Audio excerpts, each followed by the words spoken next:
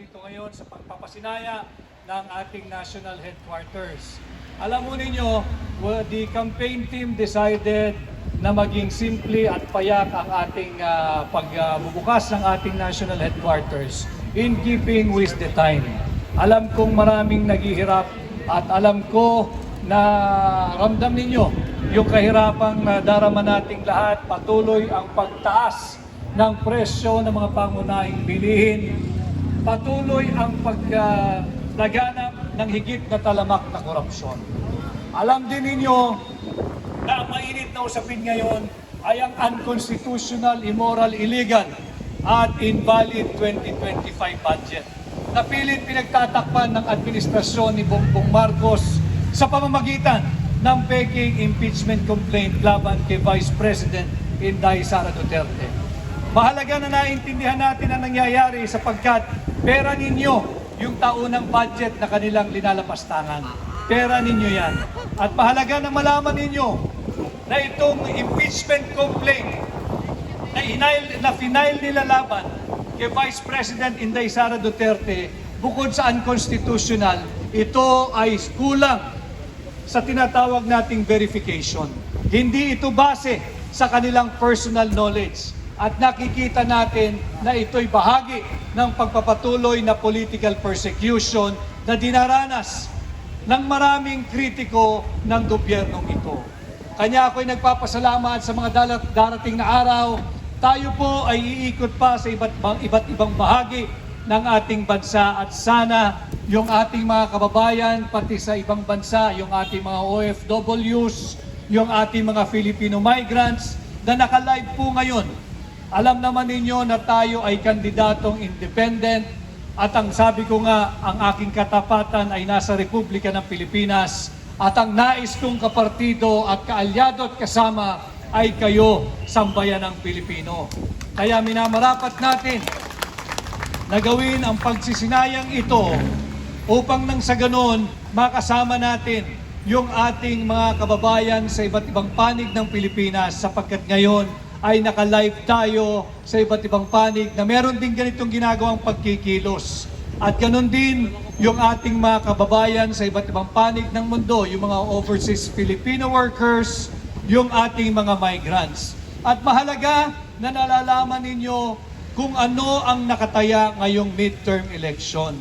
Mahalaga for us, all of us to know what is at stake for every Filipino this midterm election. This midterm is a referendum kung saan ayon ba kayo sa patuloy na paglaganap ng korupsyon sa ilalim ng administrasyon ni Bongbong Marcos. Itong eleksyong itong darating is a referendum kung saan ayon kayo sa patuloy na pagtaas ng presyo ng mga bilihin. Itong eleksyong ito ay referendum kung saan ayon kayo na patuloy pang nakawin ang pondo nating mga Pilipino. Tatandaan ninyo, 60 billion pesos kinuha mula sa PhilHealth. Pera nyo yan. Tatandaan ninyo, 25 billion pesos kinuha mula sa DBP. 50 billion pesos kinuha mula sa Land Bank of the Philippines. 117 billion pesos kinuha mula sa PDIC.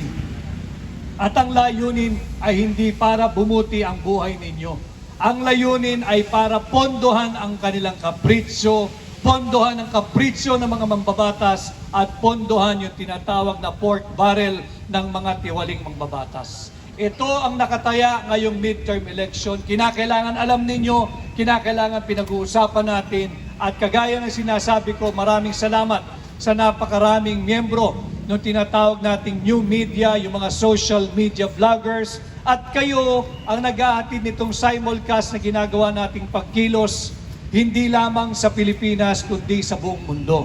Kapiling natin muli ang mga OFWs, kundi dahil sa kanila palaging tinatawag na bagong bayani. Bagong bayani sapagkat sila ay nagpapasok ng inward remittance. For this year alone, I think, for last year, 2024, nakapagpasok yata yung ating mga kababayang OFW ng $37 billion. Malaking tulong para sa ating ekonomiya. Kaya ang sinisigaw nila sa gobyernong ito, sa administrasyon ni Bongbong Marcos, pangalagaan nyo naman yung hard-earned money na pinadadala namin sa aming pamilya dyan sa Pilipinas. Huwag naman ninyong kurakutin, huwag naman ninyong lustayin, huwag naman mauwi sa korupsyon. Yan ang sinisigaw ng ating mga kababayan. Kaya kapiling din nila sila, kapiling din natin sila ngayong hapon dyan sa iba't ibang panig ng mundo. At tayo naman dito sa Pilipinas, katulad ng aking sinabi, tayo po ay live sa buong bansa. Maraming ginagawang pagkilos sa Mindanao, sa Visayas at iba't ibang bahagi ng Luzon. Kaisa po natin sila. Alam naman ninyo na tayo ay independent candidate. Tinanggap ko ang hamon na pamunuan ang tunay at maisog na oposisyon kasama ang hakbang ng maisog. Wala man tayong partido, kasama ko kayo. Wala man tayong partido, nagaganap ang ating ginagawang pagkilos nationwide dahil na rin sa bagong teknolohiya na tinatawag nating online campaigning. Maraming salamat at nandyan yung mga kababayan natin, nanonood sila. Maraming salamat sa pakikisa. At sa pagdating nga ho ng araw, ito yung unang araw ng ating 90-day campaign period. Tayo po'y patuloy na iikot sa iba't ibang panig ng Pilipinas. Dangan-tangan natin ang mensahe na tama na ang korupsyon. Bilang tunay at maisog na oposisyon, bilang senador ninyo, pangungunahan ko sa Senado ang pag-amyenda sa tinatawag nating plunder law. Ibababa natin ang threshold from 50 million to 1 million pesos. At pag nagawa na natin yan, bilang senador ninyo, ipapanukala ko ang pagbabalik ng death penalty sa lahat ng mga kakasuhan ng plunder o pagnanakaw sa pera nating mga Pilipino.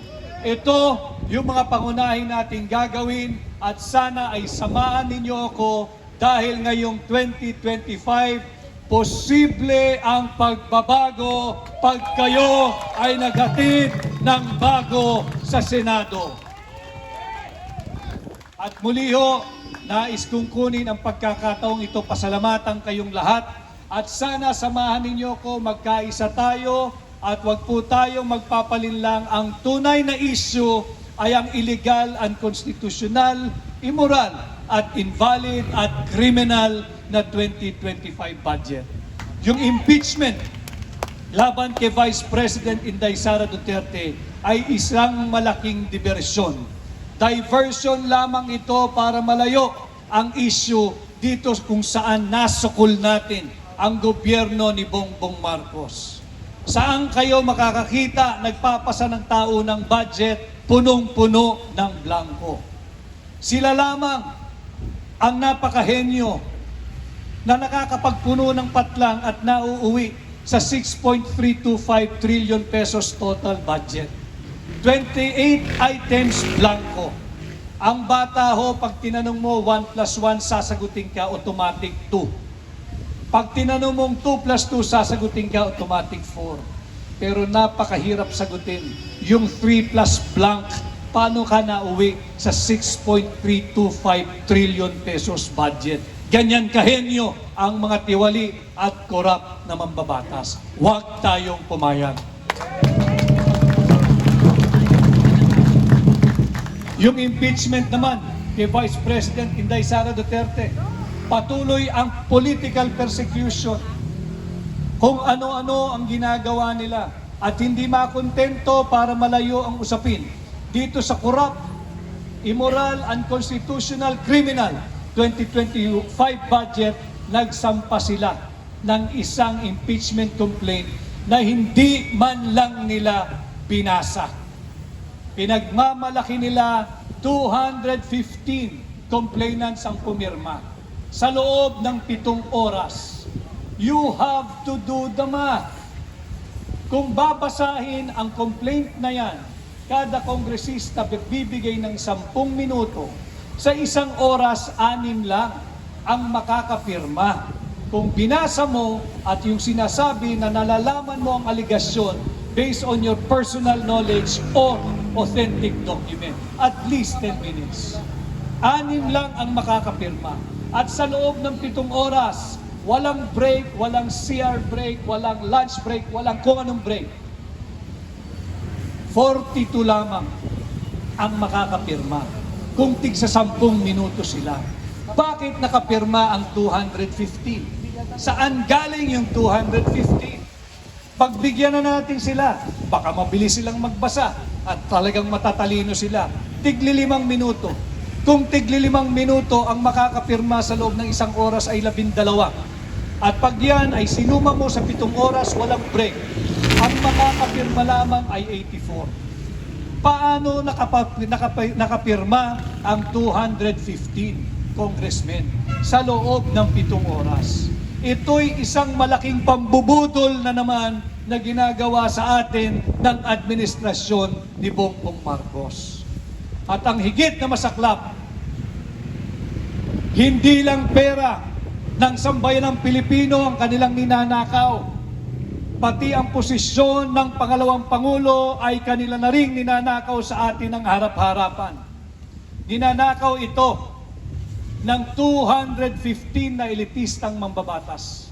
215. At ang ninanakawan ay ang 32 milyong Pilipinong malaya, payapa, lawfully, legally, democratically, and constitutionally na nagbigay ng kanilang boto para kay Inday Sara upang ating maging pangalawang Pangulo. Huwag tayong pumayag, protektahan natin ang 32 million Filipinos na bumoto kay Inday Sara Duterte.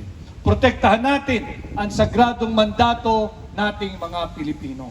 Ito po ang aking mensahe sa inyo, sa mga Pilipino, sa iba't ibang panig ng mundo, yung mga kasama natin sa Luzon, Visayas at Mindanao, at kayo rin dito sa ating pagsisinaya ng ating national headquarters.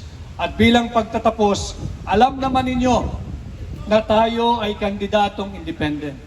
Ako'y nakikiusap na sana ay tulungan din ninyo akong mangampanya sa inyong pamilya, sa inyong kamag-anak, kaibigan, kasukwela, katrabaho, kapitbahay, kaprobinsya, at sa mga Pilipino saan mang panig ng mundo.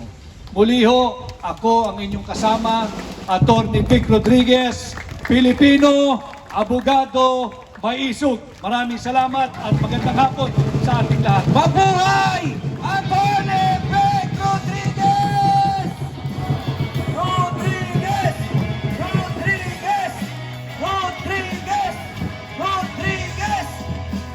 Attorney Vic Rodriguez, ang kampi ng bawat naaapi, hangad ang maayos na lipunan, maglilingkod ng buong katapatan. Attorney Vic Rodriguez, may paninindigan, hindi nang iiwan, dapat na tunay na maaasahan. Yung mga gusto pong magpa-photo ops kay attorney, pwede po tayong pumasok, sumunod po tayo sa loob. By groups na lang po para hindi tayo magsiksikan. Muli, magandang gabi po sa inyong lahat at maraming suporta. At sa mainit na pagtanggap sa ating maisog na pambanto sa Senado, Atty. Vic Rodriguez!